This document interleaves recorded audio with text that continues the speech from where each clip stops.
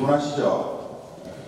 피곤해도 영적인 양식을 먹는다고 생각하시고 1시간 정도 여러분들과 함께 하나님께서 베푸시는 선물 7가지 중에 몇 번째예요? 오늘? 3번째 되겠습니다. 어제 시간 때문에 제가 성체성사까지는 하고 마무리하려고 했는데 시간이 또 오바되고 또 내용이 좀 교육적인 내용이어서 딱딱하다는 생각에 어제 견전성사까지 말씀드렸습니다. 나머지 5가지 성사에 대해서 오늘 말씀을 드리고 또 여러분들 궁금해하시는 준성사에 대해서 간단하게 말씀을 드리고 마지막에는 더더욱이 또 궁금해하시는 분들이 가끔씩 있는 내용인데 구마 기도에 대해서 여러분들에게 처음으로 공식적으로 말씀을 드립니다. 이해가 될 전제가 되어 있지 않은 분들은 그냥 구마 기도로 그러면 뭐 옛날에 우리 구다듯이 마귀를 쫓아내기 위한 그냥 예식으로 영화에 보면 오멘 영화라든가 또 악마가 나오는 여러 가지 영화들을 보면서 오해를 하는 경우가 있어서 여러분들 오늘 구마 기도에 대해서 공식적으로 교회 가르침이 어떻고 또 구마 기도 내용에 대해서 한 단락을 제가 발췌해서 이런 내용으로 구마 기도가 이루어진다라는 것에 대해서 말씀을 드리려고 합니다. 그래서 시간이 그렇게 넉넉지 않습니다만 조금 빠르게 진행을 해보도록 하겠습니다. 그래도 한 가지 제가 딱딱한 이 강의 전에 한 가지 물어보겠습니다. 신부님하고 또 총알택시 기사하고 죽으면 누가承担하겠어요? 질문 자체가 되게 쉽죠? 넌센스니까 뻔하죠. 누가承担하겠어요? 총알택시 기사가承担한다. 왜 그랬겠어요? 이유가? 예? 빨리 가기 때문에承担가요? 그냥 상식적으로 한번 대답해 보세요. 우리 노인연장 어떻게 생각하십니까? 총알택시가 빨리 가기 때문에 실제로 신부님하고 총알택시 기사하고 한날 동시에 죽었습니다. 신부님은 연옥 가셨고 총알택시 기사는 천당에 갔어요. 그러니까 신부님이 억울하잖아요. 다른 사람은 아니고 총알택시 기사인데 왜 저 사람은 천당 가고 나는 열심히 미사봉헌하고 신자들 위해서 봉사하면서 살았다고 생각했는데 저는 왜 연옥 가야 되는지 억울해서 하나님께 따졌습니다. 하나님 왜 저는 연옥 가고 저 친구는 천당 가야 됩니까? 하나님 말씀이 나는 평생 동안 사제로 살아왔지만 네가 강론할 때 신자들 다 졸고 있었고 저 친구는 운전할 때마다 손님들이 열심히 기도를 바쳤기 때문에 이미 저 친구가 전 주에는 다 보석을 해서 전달하는 것이다. 그렇게 대답을 했습니다. 이해가십니까? 진짜는 아닙니다. 썰렁한 아재기가 하나만 하고 성체성사에 대해서 말씀드릴게요. 춘향전에 보면 이몽룡이하고 성춘향이 나오죠. 그죠? 하루는 이몽룡이가 성춘향의 손을 잡고 으슥한 곳으로 데려갔습니다. 그러니까 성춘향이가 부끄럽잖아요. 그래서 왜 이러시냐고 막 손을 뿌리치면서 이거 놓으세요. 창피해요. 이렇게 대답을 했어요. 결국 어떻게 됐어요? 잠시 뒤에 이몽룡이는 죽었습니다. 왜일까요? 창피해라고 했잖아요. 창에 맞아 죽었습니다. 이게 이제 썰렁비유 다음 주에 제가 2탄, 3탄으로 모시겠습니다. 아직도 이해가 안 되시는 분은 강의 끝나고 개인적으로 저한테 지도받으시면 되겠습니다. 옆 사람한테 묻지 마시고요. 창피해라고 했잖아요. 창을 피하라고 했는데 안 피하다가 그냥 맞아 죽었습니다. 손을 놨으면 살았을 건데. 자, 7가지 하나님께서 베푸시는 선물 가운데 오늘 그 3번째 성체성사입니다. 한자로 제가 다 표기를 했습니다. 여러분들이 그 단어를 이해하기 쉽도록 하기 위해서 성체성사가 모든 성사 가운데 가장 중심이 되고 핵심이 됩니다. 성체성사를 뺀 나머지 6가지 성사는 바로 이 성체성사를 중심으로 설정되어 있습니다. 물론 요즘에 광면 헌배다 또 혼인성사다 해서 미사를 빼고 예식만 해서 그렇지 실질적으로 옛날에는 허락하지 않았습니다. 미사와 함께 성체 성사와 함께 나머지 6가지 성사가 진행되도록 되어 있었습니다. 그래서 모든 성사의 중심은 바로 이 성체 성사를 중심으로 되어 있다. 한마디로 성체 성사가 다 하나님께서 베푸시는 은혜로운 하나님의 선물이지만 가장 귀한 선물이 바로 성체 성사다. 이렇게 이해하시면 될 것 같습니다. 자, 그렇다면 성체 성사라는 말, 그 뜻이 뭐냐? 구체적으로 살펴보겠습니다. 라틴어 원어에는 사크라멘tum 에우카리스티에라는 말로 되어 있습니다. 번역하면 성찬례, 그런 거룩한 음식을 나누는 전례다. 이렇게 풀이해 볼 수 있습니다. 첫 번째로 빵과 포도주의 외적 형상 안에 예수 그리스도의 몸과 피가 실제로 살아계신 성사입니다. 신앙생활 오래 하신 분들인데 한번 저한테 그래요. 신부님이 미사 때 성찬 예식을 하는 것은 상징적, 영어로 표현하면 심볼, 눈으로 볼 수 있는 가시적 형상으로 그냥 제병과 포도주를 사람들에게 보여주는 것이지요? 이렇게 질문을 저한테 했습니다. 맞습니까? 아니죠. 실제적으로 제병이 또 포도주와 물이 예수 그리스도의 몸과 피로 변화되는, 그래서 실질적으로 그 성체 안에 예수 그리스도가 살아 계심을 우리는 신앙으로 믿는 사람들이고 그것을 고백하는 사람들입니다.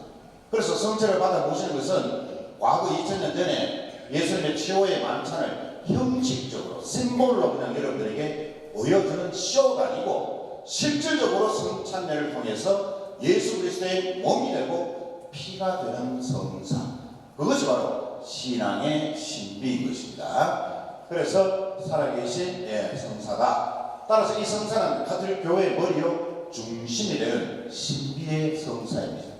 그래서 성찬례 마무리 말에 어떤 내용이 나오죠? 신앙의 신비여. 제병과 포도주가 예수 그리스도의 몸과 피로 실체적으로 변화되었기에 우리는 그것을 신앙으로 믿고 고백하는 사람으로서 성령의 임재하심, 성령의 도우심으로 실질적으로 예수 그리스도의 존재가 현존하기 때문에 신앙의 신비여라고 이야기합니다. 그거는 신앙의 신비일 수밖에 없죠. 그래서 믿음이 없는 사람, 신앙이 없는 사람은 그냥 보여주는 식의 하나의 쇼에 불과하다. 보여주다. 그러나 실질적으로는 보여주는 것이 아니고 바로 예수 그리스도의 몸과 피로 변화되는 성사입니다. 두 번째로 모든 가톨릭 신자는 이 성체 성사로 양육되고 그리스도교 생활의 원천의 절정인 미사에 참여하며 그리스도와 함께 자신을 공헌하고 영성체로 하나님과 형제들과 일치를 이루는 것입니다. 미사는 말씀의 전례와 성찬의 전례로 나뉘어져 있죠. 그래서 미사라고 하면 성체 성사가 중심이기는 하지만 말씀의 전례도 앞부분에 있는 겁니다. 원래 미사의 역사 안에서는 말씀의 전례가 없었습니다. 바로 예수 그리스도의 최후 만찬만 재현을 했고 그 이후에 사도들의 말기 시대에 그래도 복음을 낭독하고 예수님의 말씀을 제자들이 풀이해주는, 그래서 말씀의 전례가 생겨난 것이죠. 그러나 이 부분에 있어서는 말씀의 전례 아닌 성찬의 전례, 성체 성사만 이야기를 하는 겁니다. 세 번째는 가톨릭 교회의 모든 성사는 바로 성체 성사를 중심으로 설정되어 있고 우리 가톨릭 신자들의 생활의 중심이자 모든 은총과 성화의 원천이라고 정의를 합니다. 그래서 우리는 성체 성사를 통해서 그리스도와 완전히 일치하고 그리고 함께 빵을 나누어 먹는 형제 자매들과 일치를 이루는 성사, 이것이 바로 성체 성사입니다. 그래서 이 성체 성사가 바로 우리 신앙생활의 중심이라는 것을 잊지 마시고 우리 교회가 자주 미사에 참여해서 영성체하기를 권유하는 이유가 신앙의 신비인 이 성체 성사에 자주 참여해서 영성체를 많이 하는 사람이 바로 하느님 나라에 들어갈 수 있다, 가까이 더 나아갈 수 있다 라고 가르치는 것입니다. 단 요 뒤에 이제 고해성사 나옵니다만은 죄 없는 상태, 그러니까 소재가 아닌 대죄가 없는 상태에서 성체를 받아보셔야지, 주일 미사를 빠져놓고 또 십계명을 많이 어겨놓고 대죄를 지은 상태에서 남들 보기에 부끄러울까봐 체면 따지면서 성체를 받아보시는 것은 오히려 성체를 고독하는 죄를 또 짓는 것이기 때문에 반드시 영성체는 대죄 중에 없는 상태라야 성체로서의 효력이 발생이 됩니다. 대죄의 상태에서 성체로서의 효력이 없습니다. 그래서 우리는 어쨌든 성체 성사를 중심으로 더욱더 성실한 신앙생활을 해 나가야 되겠습니다. 성체 성사와 관련된 이스라엘의 역사적 사건을 말씀드리겠습니다. 성체 성사의 기원, 성체 성사의 발단은 구약으로부터 시작이 됩니다. 우리는 예수 그리스도의 마지막 최후의 만찬만 생각하기 때문에 신약만 생각하지만 실질적으로는 구약에서부터 시작이 되었습니다. 그 역사적 유래를 보면 잘 알 수 있는데, 파스카라는 말을 여러분들 자주 들어보셨을 겁니다. 파스카 잔치, 또 뭐 성경 모임도 파스카 모임, 그리고 미사 안에서도 파스카라는 말 자주 들어보시는데, 바로 파스카라는 말에서부터 유래가 된 것이 성체 성사입니다. 그 역사적 사건들을 보면 파스카라는 말은 지나가다, 그런 뜻을 가지고 있는데, 실제로 구약 사건들을 보면 첫 번째 사건입니다. 야훼 하나님의 제단에 계약의 표시로 양의 피를 뿌렸다. 이게 이제 자주 구약 성경에 등장하게 되는데, 그 이유는 하나님 외에 다른 신을 섬기는 우상 숭배에 빠진 이스라엘 백성들이 늘 하나님으로부터 벌을 받게 됩니다. 벌을 받을 때 이스라엘 백성들은 죄를 머리에 덮고 쓰고 가장 까칠한 옷을 입고 단식을 하면서 하나님께 울부짖었습니다. 저희들이 또 주님을 외면하고 우상 숭배에 빠졌으니 이 죄를 너희 용서해 주십시오. 그 말은 죄로부터 해방을 시켜달라는 요구였습니다. 더 엄격히 이야기하면 죄로부터의 해방은 죽음에서부터 우리를 건져 주십시오 라는 뜻입니다. 그 의미로 주님의 제단에 양을 잡아서 그 피를 뿌렸습니다. 다시는 우상 숭배에 빠지지 않겠다는 계약, 약속의 표시로 양의 피를 주님의 제단 위에 뿌린 것이죠. 이것은 바로 죽음의 상태에서 해방되어 지나감으로써 새로운 삶으로 올라감을 의미하는 예식이었습니다. 그것이 바로 첫 번째 사건이고요. 두 번째는 여러분 잘 아시는 노아의 홍수 사건. 물로서 심판하신다는 것은 인간을 다 멸하기 위함이 아니라 새로운 쇄신과 변화를 통해서 다시 인류가 구원으로 나아갈 수 있도록, 그래서 죽음에서 새로운 삶으로 건너감을 의미하는 것입니다. 세 번째 사건도 마찬가지입니다. 이집트 파라오 억압 상태, 종살이 상태에서 이스라엘 백성이 고통을 받을 때 이집트의 모든 마다들을 치시는 사건이 발생합니다. 구체적으로 말씀드리면 이집트 종살이에 모세가 나타나서 우리 민족인 이스라엘 백성들을 내놓아라. 그리고 우리는 이집트를 떠나서 야훼 하나님을 믿을 새로운 땅, 가나안 복지로 우리는 가겠다. 그런데 파라오는 자기의 신전 또 우상을 위해서 많은 노동자들이 필요해서 유대인들을 해방시켜버리면 일할 사람이 없다는 거예요. 결국은 고집을 꺾지 않고 여러 가지 하나님께서 잔벌을 내렸음에도 그 경고를 받았음에도 받아들이지 않습니다. 마지막에 하나님께서는 모세를 통해서 요번 마지막 경고를 무시하면 이스라엘의 민족 외에 이집트의 모든 마다들, 그리고 파라오의 마다들까지도 죽음을 면치 못한다라고 경고를 합니다. 그럼에도 불구하고 파라오는 고집을 꺾지 않고 웃기는 소리 하지 마라. 그런 하나님이 어딨나? 그 제안을 받아들이지 않습니다. 그래서 하나님께서는 모세를 통해서 다음날 밤 죽음의 신이 지나가리니 이스라엘 백성들의 문설주에 양의 피를 발라라. 그러면 나의 백성으로 알고 죽음의 신이 지나가지만 문설주에 양의 피가 없는 집안은 그 마다들을 다 죽여버리겠다. 이렇게 마지막 경고를 합니다. 그래서 모세는 이스라엘 백성들에게 문설주에 양의 피를 다 바르라고 명령을 내리고 다음날 과연 죽음의 신이 지나가면서 문설주에 양의 피가 있는 이스라엘 백성은 지나가고 그 나머지 이집트 사람들의 마다들, 그리고 나아가서는 파라오의 마다들, 왕위를 계승받아야 될 왕자죠. 다 마다들을 죽여버리시는 사건이 벌어지죠. 그 의미가 바로 죽음에서 새로운 삶, 부활로 지나간다. 죽음이 지나가다. 파스카 사건입니다. 그 다음에 마지막 사건이 모세 인도로 이스라엘 백성이 홍해 바다를 건너간다. 홍해 바다를 건너는 것은 제가 어저께도 말씀드렸지만 단순히 바다가 갈라지는 이런 기적적인 내용을 우리에게 전해주는 것이 아니라 이집트 종살이라는 것은 억압받고 밥 못 먹고 이런 의미가 아니고 하느님을 공적으로 섬길 수 없는 상태, 그것이 바로 종살이, 죄의 사슬에 묶여있는 상태죠.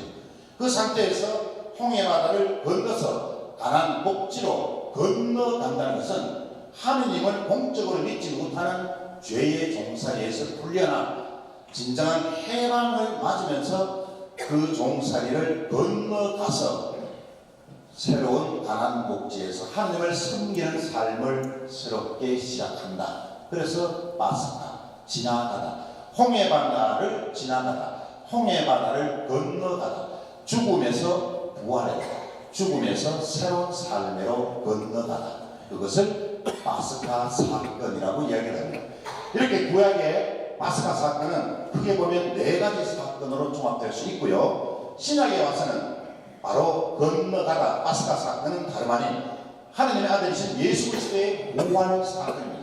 십자가상 죽음에서 사흘 만에 부활하신 주님의 이 부활 사건이 바로 죽음에서 부활을 건너가는 파스카 사건이 되는 것입니다. 구약에서는 양의 피로서 죽음을 면했지만 이제 신약에서는 예수 그리스도의 피로 우리를 구원하시고자 하셨습니다. 그래서 신약의 파스카 사건은 바로 예수 그리스도의 부활 사건을 의미합니다.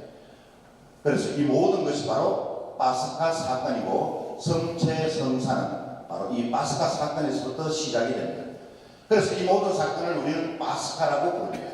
파스카란 지나가다, 건너가다라는 뜻으로 죽음에서 삶, 부활로 건너감을 의미합니다. 성체성사의 원래 출발점은 바로 유대인들의 이 파스카에서 유래를 했습니다. 그래서 이스라엘 백성들은 파스카의 날이 되면 축제를 벌입니다. 그래서 파스카 잔치, 파스카 축제라는 말이 쓰여졌고 오늘날에는 미산에서 행해지는 성찬례, 성체성사를 기념하는 말로 이제 고정이 되었습니다.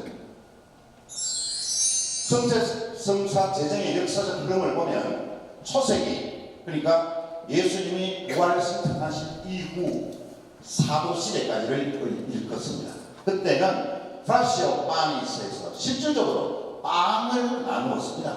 예수님의 직제자인 12제자와 함께 그 제자들이 죽은 다음에 또 직제자의 제자들이 바로 이런 빵 큰 것을 누룩 없는 빵을 매 주일마다 함께 신자들이 모여서 실질적으로 예수 그리스도의 최후 만찬을 제어하면서 빵을 직접 나누어 먹었어.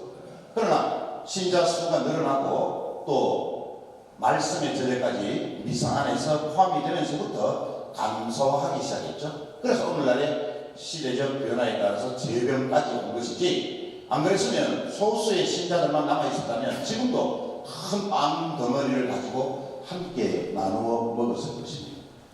두 번째는 이제 이 빵을 먹는 예식으로 시작이 되었다가 그 후에 최나 노민이 주님의 만찬이라고 성체성사를 불렀고, 그래서 성찬에 부활하신 그리스도의 현존과 가톨릭교회의 전례적인 모임을 의미했습니다. 이제 미사가 점점점 발달이 되어오는 거죠. 결국에는 성체성사를 신학적으로 라틴어로 고정된 말로서 에우카리스티아라는 말로 씁니다. 왜? 파스카는 바로 하나님께 드리는 감사 잔치를 의미합니다.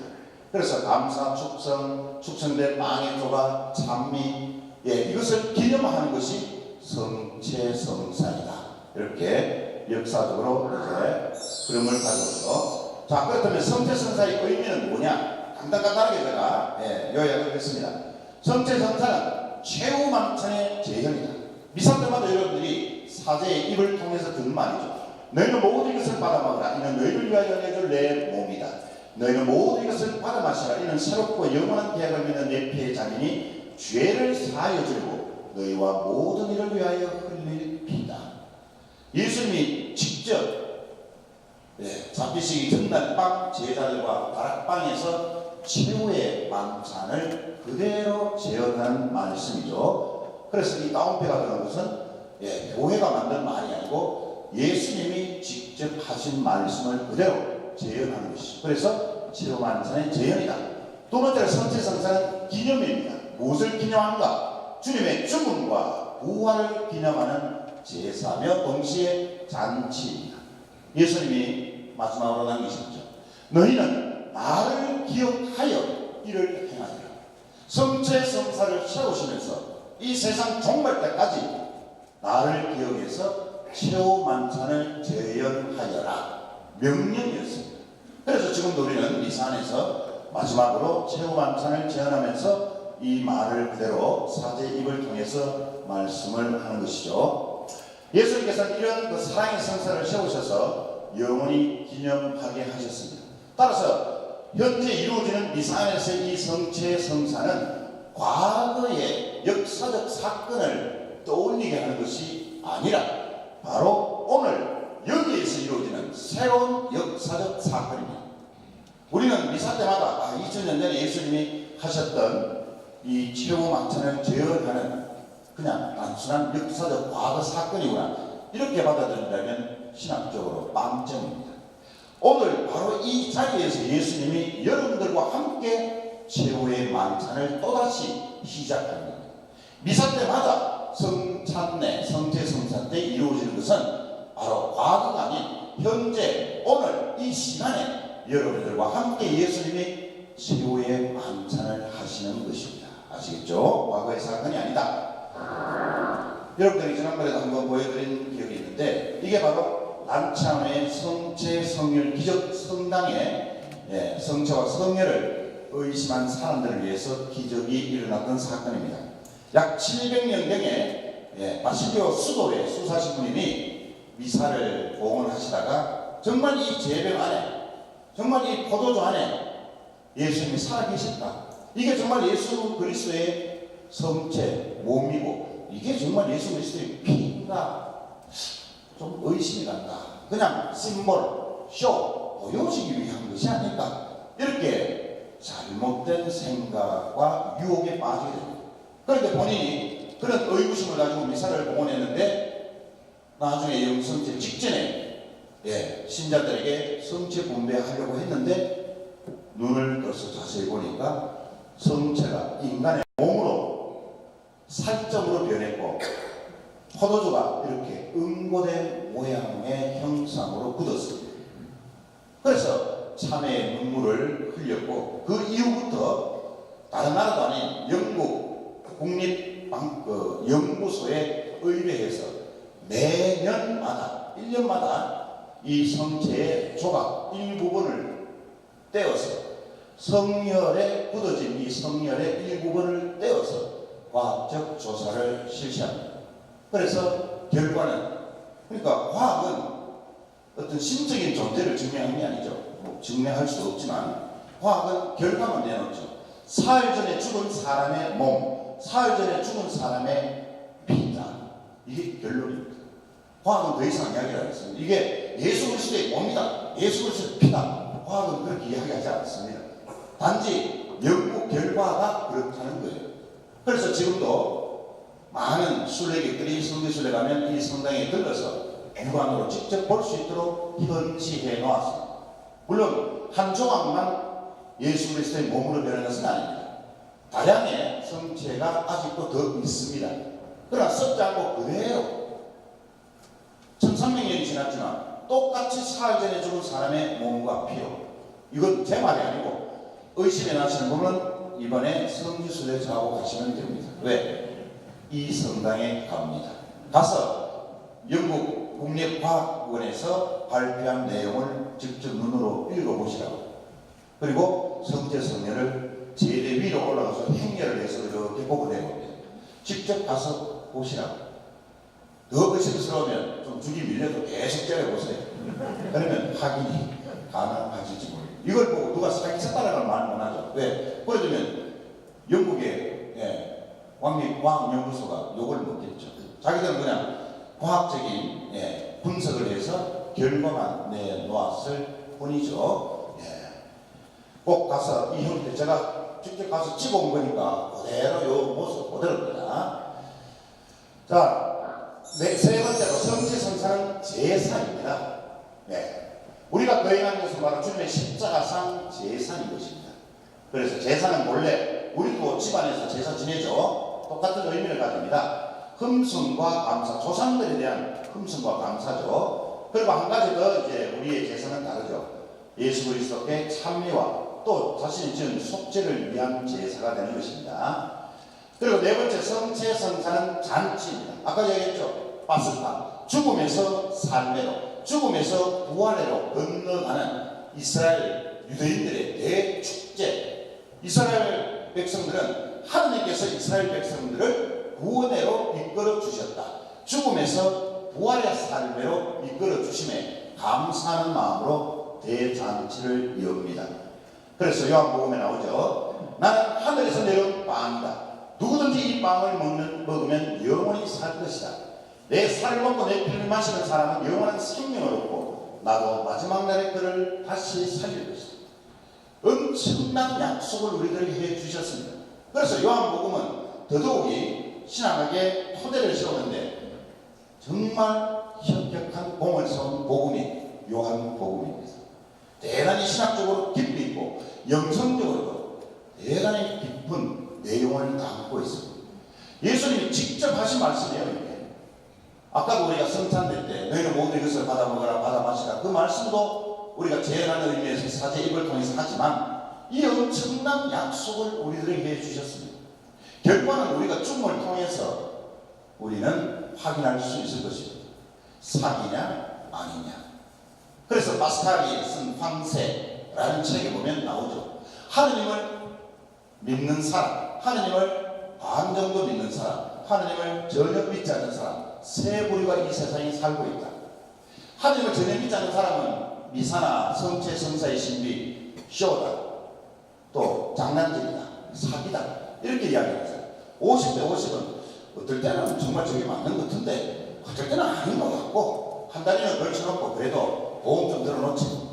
그런데 한 무리는 하나님을 완전히 믿는 사람으로서 정말 신앙의 신비를 외치면서 전적으로 성체 성사의 신비를 믿고 따랐던 사람.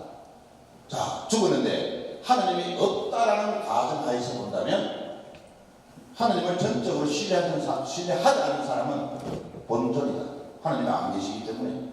그렇다고 해서 이 사람이 뭐 죽어서 크다는 복을 누리는 것은 아니고 뭐 자기 소신대로 그렇게 사기다 뭐 어쩌다 내가 죽었는데 하나님 안 계시니까 뭐 본전이고 50대 50도 그렇게 믿었던 사람은 그래도 50%는 뭐 손해봤다라는 개념보다도 그래도 50%는 신자로 살았기 때문에 조금은 착한 일을 좀 덜하고 살아서 죽어서 사람들한테 손가락질은 덜 받죠. 완전히 열심히 믿었던 신자가 죽어서 하나님이 없다. 그러나 살아있는 사람들은 신앙인으로서 참다운 삶을 살았다면 죽어서도 칭찬받는 사람이 될 것이다. 반대로 하나님이 계시다면 전혀 믿지 않는 사람은 완전히 조졌죠. 완전히 그냥 비박, 광박 다 썼습니다. 완전히 인생 조졌. 50대 50은 어떻습니까? 그래도 그나마 50%는 믿었지만 이라고 자랑하겠지만 50%는 안 믿었기에 그래도 손해볼 것이 좀 있죠. 하나님을 온전히 믿고 사는 사람 어떻게 해요? 로또 곱하기 10만 100만 되겠죠. 드디어 나의 신앙이 결국 확인되는 순간이구나 해서 영원한 생명 곧 이렇게 예수님이 말씀하신 대로 영원히 살 것이다. 그리고 마지막 날에 그를 다시 살릴 것이다. 그래서 우리는 부활 교리를 믿기에 화장을 해서 묻든 화장을 안 하든 우리의 육신은 하느님이 천지 창조주시죠. 머리털 하나라도 빠짐없이 다 부활시킨다 그러셨어요.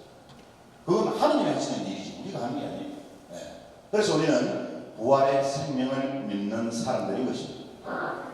다섯 번째, 성체성사는 주님의 현존입니다. 아까 이야기했죠. 과거에 예수님의 현존을 기념하는 사건이 아니라 지금 바로 이 미사 안에서 예수님과 함께 성체성사를 거행하는 신비입니다. 그리고 여섯 번째, 성체성사는 감사입니다. 왜? 영원한 생명, 곧 구원을 주시는 하나님 은혜에 대한 감사. 그리고 성체성사는 미래에 다가올 영광의 보증입니다. 아마도 우리가 죽어서 하나님과 함께 하늘나라에서 미사 성제, 곧 영원한 생명의 완결 미사를 봉헌할 것입니다. 미래에 대한 희망을 현재에서 우리는 그 신비를 체험하는 것입니다. 그래서 완전한 영광에 대한 보증이 바로 성체성사입니다.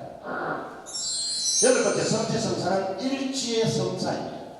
예수 그리스도와 일치를 이룬다면 함께 예수 그리스도의 몸을 받아먹는 모든 신앙인들은 일치를 이루는 것입니다.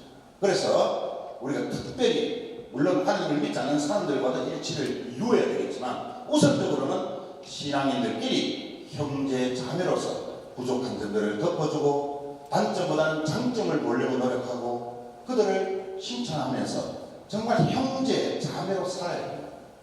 그런데도 형제끼리 자매들끼리 오기만 하면 몸 잡아먹어서 으름대고 맹수 이빨 드러내듯이 그냥 모함이나 하고 이래 살면 성체성사의 신비는 아무런 의미가 없습니다.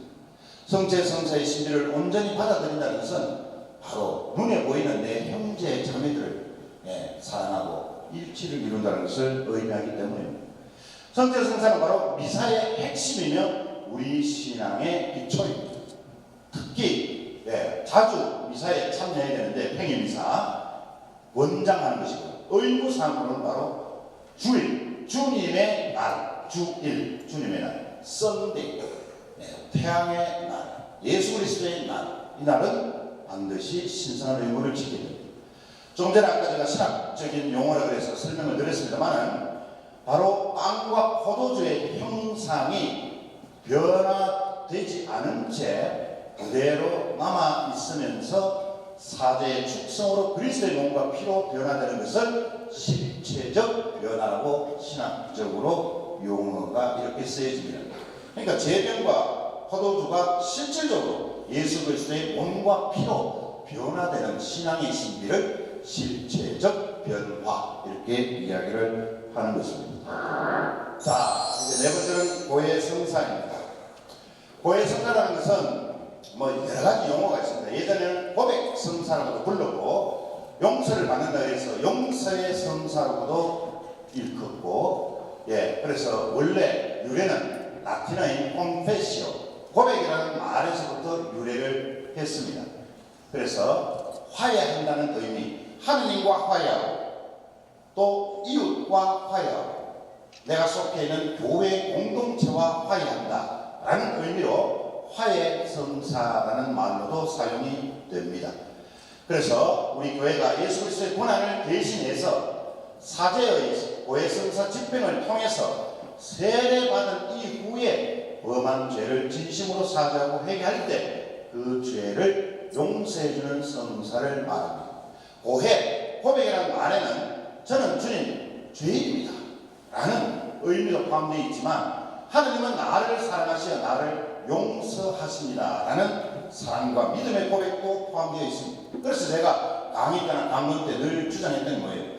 우리는 나약한 심성으로 죄를 지을 수밖에 없지만 더 중요한 사실은 우리가 죄를 지었다는 사실이 아니라 용서받을 수 있는 죄이다. 그래서 우리는 희망과 기쁨을 가지고 살아갈 수 있다라고 제가 계속 강조했던 이유가 바로 여기에 있는 것입니다.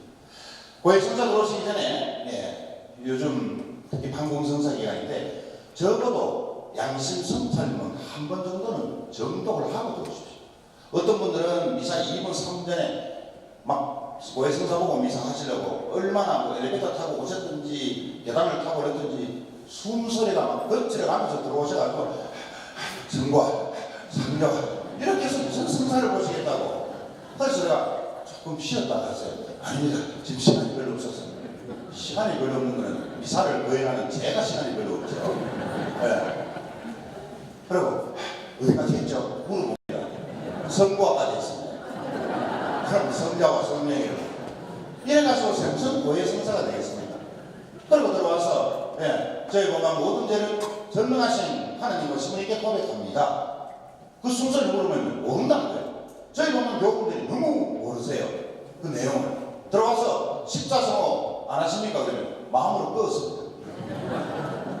마음으로 하는 거예요. 누구든지 다 할 수 있어요. 행동으로 드러내야 돼요. 그래서 성부와 성자와 성령의 이름으로 아멘 하고 저희 보면 모든 죄를 전능하신 하나님과 시므니께 고백합니다. 고백한 지 얼마 됐습니까? 그것도 없어요. 벌써 제가 고백한 지 얼마 됐습니까? 기억 없는데. 진짜 옛날 같으면 나가서 기억하고 들어오시라고 하고 싶지만 상처받으시라고 그래 하지는 않습니다만 대략이라고 말씀하세요. 대략 기억도 안 납니다. 혹시 1년을 넘으셨나요? 글쎄요. 이거는 고해 성사가 아니고 무슨 면담도 아니고 이거는 날짜 해양력으로 오신 건지 지난번 고해 성사부터 오늘까지 기간을 이야기합니다. 정확하게 며칠 몇 시간 몇 분 몇 초를 요구하는 게 아니고 한 달이나 한 달. 지난번 판공 성사 보셨잖아요. 그럼 3개월 하셔야 되는데 지난 판공 이후 처음입니다. 이래 이야기하십니다. 그래 대답하시면 안 되고 개월, 몇 달, 뭐 6개월, 4개월, 5개월. 만약에 6개월이라 그러면 지난번 성탄 판공 성사를 보지 않았다는 얘기예요. 그래서 어떤 분들은 6개월 걸기를 제가 그러면 성탄 판공도 안 보셨네요. 냉담하셨습니까? 성탄 판공 봤는데요. 그걸 봤는데 어떻게 6개월이 됩니까? 작년인가? 여기까지.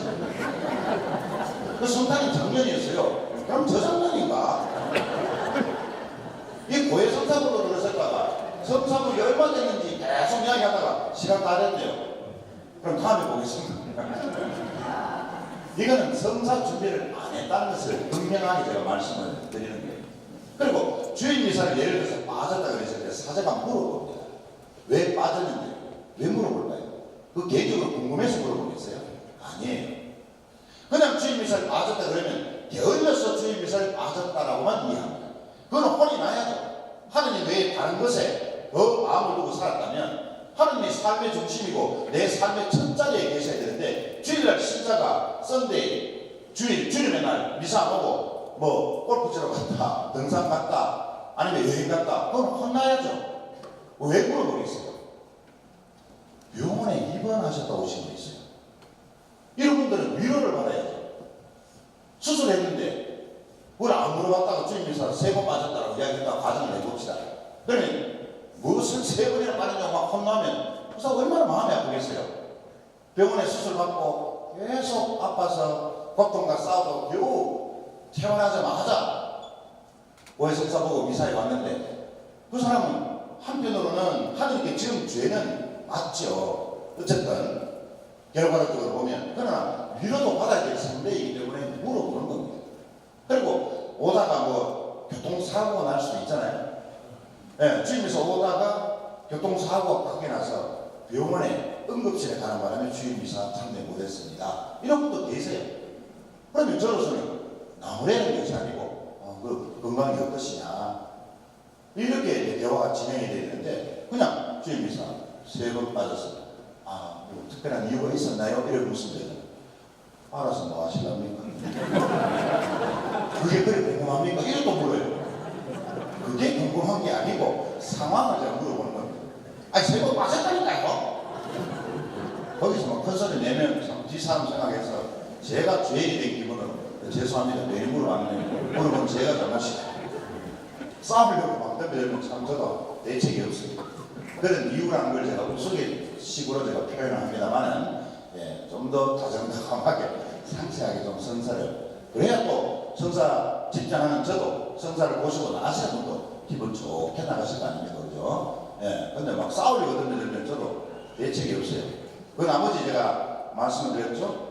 고해 성사를 보고 나가셨으면 보석에 대해서 이제 마음을 쓰셔야지, 나가자마자 아시는 분들 만나거나 아니면 뭐 미사 마치고 나가서 커피 한잔 하면서 아이고 뭐 신부님만 이것저것 다 물어보고 짜증이 나타나부터 시작해서 니는 보석도 받았노? 니는 물주기도 나는 십자가기 2번 하지. 야, 나 지금 돼도 별게 없었거든. 사실 엄청나게 지나놓고 그러고서 말은 뭐하고 니는 보석이 와버리 다 안노? 10년 평사에 내 좀 째려보는 것들이면 보석이 만큼 주나? 야, 이거 이제 보복 아니다 이거. 고액 성사의 비밀은 사제뿐만 아니고 고액 성사 보는 신자도 고백 성사의 비밀을 지켜야 돼요. 그런 걸 마음대로 이야기하고 다음에 고액 성사 볼 때는 고액 성사실 안에서 신부님하고 대화했던 것을 제가 함부로 누설했습니다라고 고백 안 합니다. 그것도 죄입니다. 그래서 고백 성사의 비밀은 성사실 안에서 이루어졌던 이야기는 사제와 고액 성사자의 비밀이므로 같이 책임을 져야 됩니다. 아시겠죠? 예. 가서 또 이제 뭐빵 비교하듯이 엿 비교하듯이 보석 님 어주더노 그러고 하지 마세요. 예. 자, 구약 성경에 나타나는 고액 성사의 의미를 살펴보면 구약 성경에 보면 하나님께서는 수많은 예언자를 통해서 우상 숭배에 빠졌던 이스라엘 백성들에게 끊임없는 회개로 초대하셨고, 구약에서의 죄의 고백은 바로 구원의 효과를 가져오고 죄로부터 벗어난다고 믿어왔습니다. 따라서 고백이라는 것은 인간이 이미 하늘로부터 용서받았다는 표지가 되는 것입니다. 신약 성경에서는 그 의미가 더 깊어지고 발전이 되는데, 신약에서의 참회는 실제로 생활의 변화를 의미합니다. 그리고 나아가서는 마음의 변화를 의미합니다. 고액 성사를 보고 변화되지 않는 것은 고액 성사를 잘못 본 거예요. 삶의 변화가 오지 않는다면 그거는 이미 고액 성사 보기 전에 진실된 통일을 하지 않았다는 증거가 됩니다. 반드시 변화가 있어야 고액 성사가 완결되었다는 표지가 되는 것입니다. 고액 성사의 역사적 발전 과정을 보면요, 초대교회 때 6세기에는요 간음이나 배교, 살인 이런 중죄에 대해서는 엄격한 보석을 강조했습니다. 이에는 이, 눈에는 눈처럼 남의 손목을 내가 고의적으로나 실수로 손목을 자르는 사고를 일으켰다. 그럼 본인도 그만큼 잘라내요. 그만큼 엄격했습니다. 이런 중죄에 대해서는. 그리고 더 부끄러운 것은 사람들 앞에서 공개 고백을 했습니다.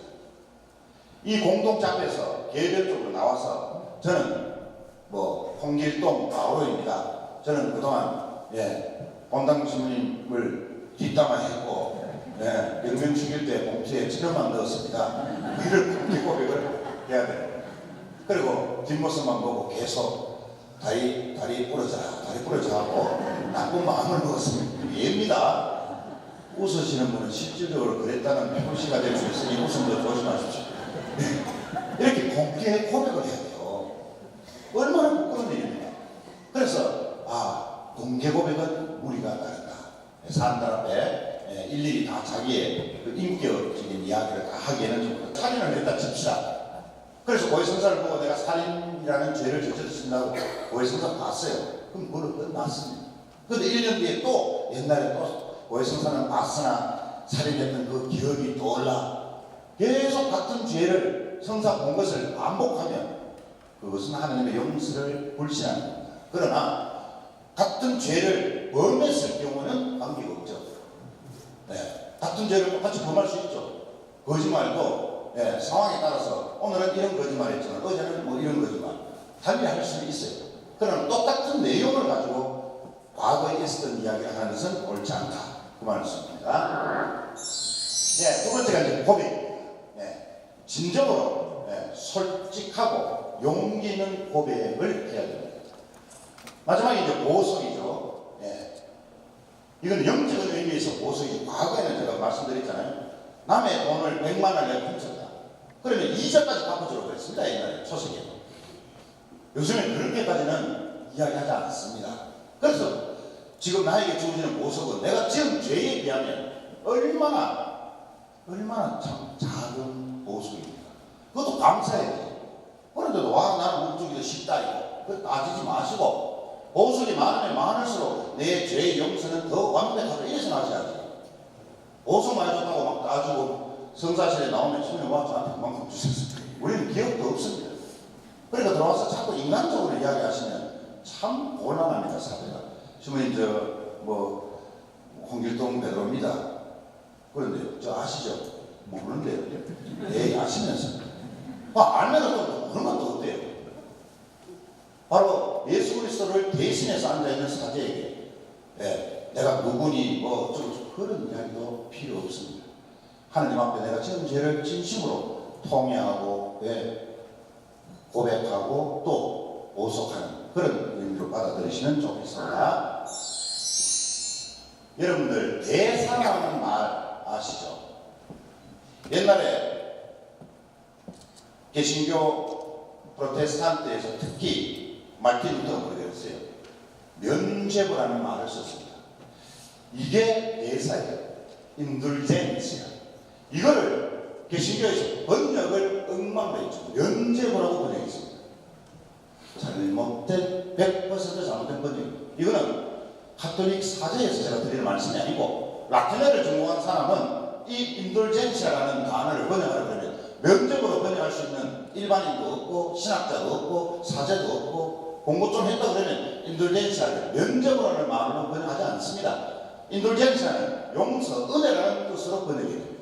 과거에 베드로 성당이나 사계대 성당 지을 당시에 면죄부를 줘서 가톨릭 교회가 부패했다. 그래서 재물을 축적해서 그런 대성당을 지었다라고 개신교에서는 엉뚱한 신학적 괴변을 들어놓습니다. 아닙니다. 하느님의 용서, 은혜, 죄를 지은 죄인이 스스로 자발적으로 봉헌을 했습니다.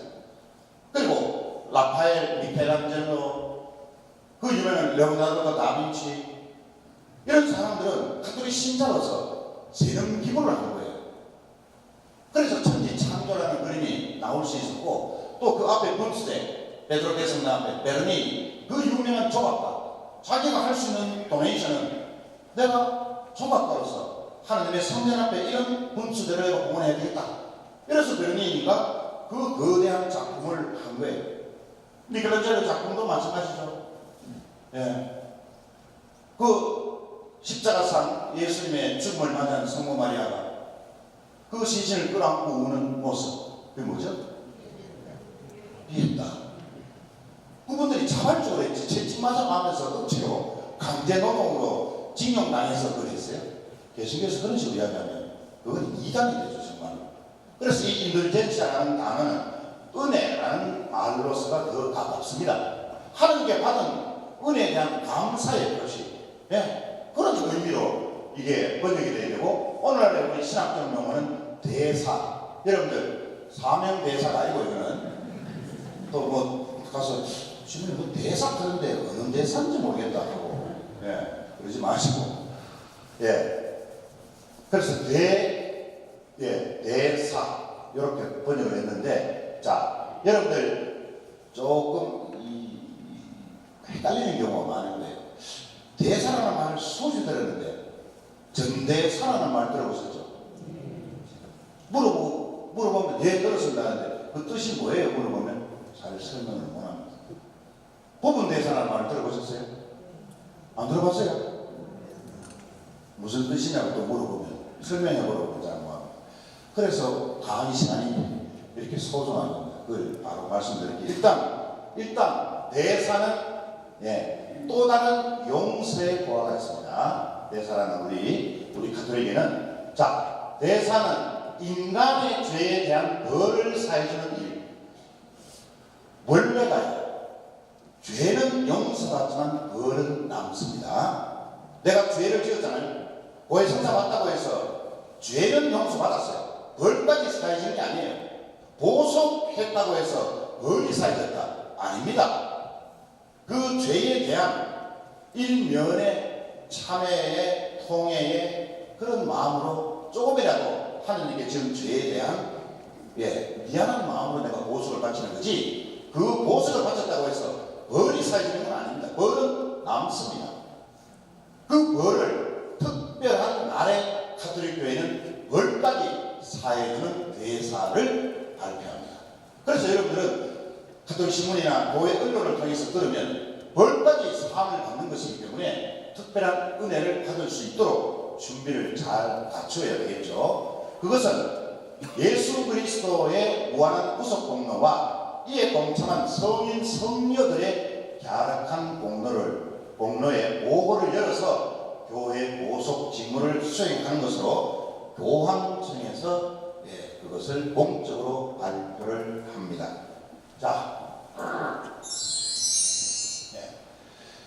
지옥의 벌이 영원한 벌고 영벌이라면 연옥의 벌은 잠벌입니다. 그래서 잠시 머무는 것이고 잠시 벌을 받는 것입니다. 대사는 이 잠벌을 면하게 해주는 것입니다. 완전히 면제해주는 것을 전대사라고 합니다. 완전히 면해주는 벌을, 일부를 면해주는 것을 부분대사 또는 한대사라고 읽었습니다. 우리 가톨릭 교회가 50년마다 경축하는 희년에는 공로의 보고가 열리고 전 세계적으로 대사를 얻게 신심행위가 전개됩니다. 기도와 희생, 순례와 자선 등을 얻게 되는데 대사는 특히 영영혼들과 세상의 많은 죄인들을 위해서 쓸 수 있는 영적 보안입니다. 자기를 위해서 쓰는 게 아닙니다. 벌을 사준다니까 그래 희년을 맞이해서 아니면 우리 대구 대교구 설정 100주년 교황청에서 허락해서 전대사를 베풀었습니다. 그런데 내가 미사 참여하고 영성차하고 고해성사 보고 성지에 가서 기도 바치면 교황님의 제안대로 바치면 대사를 받는 거야. 전대사. 하나님의 벌을 다 했어야 된다. 가톨릭 교회는 통공교회, 자기 것을 원하는 것이 아니야. 연호 영혼들 그리고 죄인들을 위해서 아니면 자녀들이나 가까이 있는 냉담 교원 그를 위해서 전대사를 지향을 받고 선물로 드리는 것이지 자기 자신을 위해서 하는 게 아니다. 그 자체가 사실은 하나님 보시기에 그 사람에게 은총을 주시겠죠. 아시겠죠? 자, 이 정도로 이야기를 하고 시간 관계상 혼인성사, 이것은 제가 구체적으로 일일이 설명을 안 드려도 아시겠지만, 그 혼인에 대해서 우리 성경에서 많은 부분이 나옵니다. 그래서 하나님께서는 인류를 보존하시고 번영하시기 위해서 인간을 남자와 여자로 창조하셨다.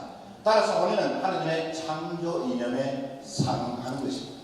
그래서 혼인은 당연히 자연의 일치이지만 하나님께서 남자와 여자를 창조하셨다는 그 자체, 창조적 그 개념 자체가 바로 혼인을 축복하신 것이다. 그렇게 보실 수 있고, 그렇기 때문에 예수님이 공적으로 첫 번째 일으키신 기적이 카나의 혼인잔치였어요. 그만큼 남녀간의 아름다운 사랑의 열매인 혼인을 축복하셨다. 그렇게 볼 수가 있는 것이죠. 자, 혼인의 목적이 뭐냐? 첫째는 자녀 출산과 교육이고요. 두 번째는 부부 사랑에 의한 상호 협조와 보완. 세 번째는 정욕의 절제와 정상적인 성생활. 이런 혼인의 목적을 통해서 가정 도kum화를 이루어 나가야 됩니다. 혼인을 이렇게 하나님 앞에서 서약을 하고도 이혼하는 경우가 많다고 제가 말씀드렸죠. 그래서 제가 농담으로 이혼의 근본 원인은 뭐라고 그랬어요? 이혼의 근본 원인 혼인이죠. 그죠? 결혼이죠. 결혼 안 하면 이혼할 일이 없죠. 그렇다고 결혼 안 할 수는 없죠. 자, 우리 가톨릭 혼인의 특성. 첫째는 단일성과 두 번째 불가해소성. 단일성은 한 남자와 한 여자 일부일처제죠. 우리 가톨릭 교회의 혼인법은. 두 번째는 불가해소성. 절대로 그 혼인은 풀 수 없다. 예외는 있죠. 그래서 우리 가톨릭 교회 혼인법에는 이혼이라는 말이 없습니다. 그건 사회혼이어서 이혼이지 가톨릭 교회 혼인법에는 이혼이 없습니다. 그럼 뭐라고 표현하느냐? 혼인 인연의 해소라는 말은 있습니다. 사기혼, 그 다음에 신앙을 핍박하는 경우, 박해하는 경우, 그러면 신자 쪽의 배우자의 신앙을 보호하기 위해서 그 혼인의 인연을 풀어줍니다. 그러나 이혼이라는 말은 없어요. 혼인 인연의 해소, 그 혼인을 맺었던 두 사람의 인연을 풀어주는 것이지 이혼이라는 말은 없어요. 사회혼으로 이혼을 했습니다. A, B 부부가 양쪽 다 신자든 한쪽이 신자든 그 두 사람 다 사회혼으로 이혼을 했을지라도 신앙생활에는 전혀 지장이 없습니다. 왜? 교회는 이혼이 없잖아요. 그러면 무슨 뜻이냐? 두 사람이 이혼을 사형으로 했다 하더라도 재혼을 하지 않는 상태는 그 사람의 혼인이 교회 법적으로는 그대로 유효하기 때문에, 재혼하기 전까지는 두 사람이 사형으로 이혼했든 달랐었든 아무 관계가 없어요. 왜? 아직도 그 사람은 부부로 교회에서 인정을 하고 있는 상태. 그래서 신앙생활에는 아무 상관이 없으면, 그러나 남을 해버리면 어떻게 돼요? 간음 상태에 들어가 그 혼인이 생겨서 신앙생활을 영성체도 못하고 볼 수 없습니다. 공적으로 알리지 말고 하세요. 그러면 위에 지난번 현재 만난 배우 인연을 인정해주는 내가 소리를 올려야 돼요. 합당한 이유가 있어야 그거나 그냥 성격이 안 맞아서 혼인 인연을 다 문제가 생깁니다. 어려움을 딛고 부부 관계죠. 그렇잖아요. 그죠? 그죠? 그래서 드리는 거예요. 남자가 그랬죠. 술집에 가서 마시면서 지갑을 꺼져내가지고 와이프 사진을 계속 옷을 한잔 마시고, 내가 보고 또 집어넣고 주인 보고 한 대만 더 달라고 그래서 또 좀 있다가 또 지갑, 술집 주인이시네. 그걸 생각하면 사실, 그러니까 이 남자 그 사진을 예뻐 내가 술을 그만 마시면 그 경계사 계속 꺼내보는 거예요. 이렇게 이를 서로 계산하는 얘기가 있습니다만, 이렇게 하시는데, 제가 가정윤리를 좀 이런 유의 많이 알고 있지만 시간이 그래서 제가 못 듣는 될 것 같고요. 비신자외고 배우자가 비신자의 혼인을 하게 돼요. 사무실에서 묻었습니다. 이걸 뭐야? 기억이 남지 않습니다. 혹은 자녀의 경우에는 반드시 교회에 관 아니면 신앙생활자 결혼을 앞둔 성당에 와서 미리 하고 혼인서 그 혼인을 인정합니다. 그래서 결혼식 했는데 그렇지 하느님 앞에서 무효입니다. 제가 마무리하는 게요. 남편이 사랑하는 편지를 적었습니다. 무시야 어찌하소 갑자기 생각하니 너무나도 온몸에 견뎌버렸어. 나는 혼자서 살 그저 눈가에서 심신이 괴로워 몸이 뒤바빠 너무 힘이 들어 갈림 속에서도 눈물을 지금도 눈에 자장가의 어려운 30년 전에는 내가 자장 이제는 아버지는 장사한 주었어. 잡고 또 고마웠어. 또라고 답답한 심정을 하소연할 데가 없어. 하는데 미칠 것만 평범하고 행복했던 우리가 폐해가 되어버린 데 대해서 루시아가 이렇게 변함없이 너무나도 무정하기만 하고 내가 되어 황상평 나도 당신 곁에 자기들 집으로 오지 걱정을 하는 자식들 시골에서 함께 살자를 사는 집을 처음 옮기라고도 자식들은 장문 이루는 아무 무슨 일이 나고 일어나는 조사하며 자리를 지키고 있어. 루시아 너무 도망갔어. 루시아 앞으로 내가 어떻게 살아가며 가지 이제 나도 당신 사랑하는 루시아를 데려가시오. 루시오가라는 글을 제가 혹시 이 편 시켜가시는 분 계세요?